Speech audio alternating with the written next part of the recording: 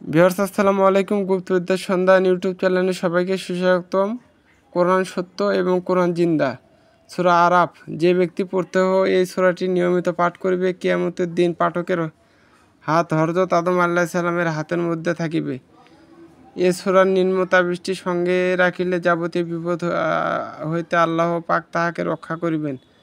কাহারও সম্পর্কে কোনো ভয় কারণ দেখা দিলে অথবা কোনো প্রকার অত্যাচারিত হইবার সম্ভাবনা থাকিলে প্রত্যহ ভোরে এই পবিত্র সূরাটি 3 বার করিয়া পাঠ করিবে। আল্লাহ পাকের রহমতে যাবতীয় ভয় ও অত্যাচার হইতে নিরাপদ থাকিবে।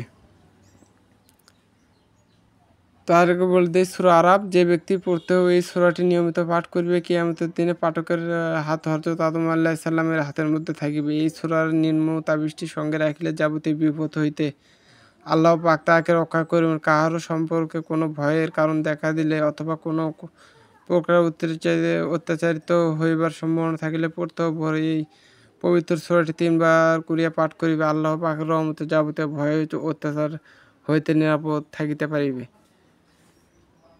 তো সবাই ভালো থাকবেন, সুস্থ থাকবেন। আসসালামু আলাইকুম।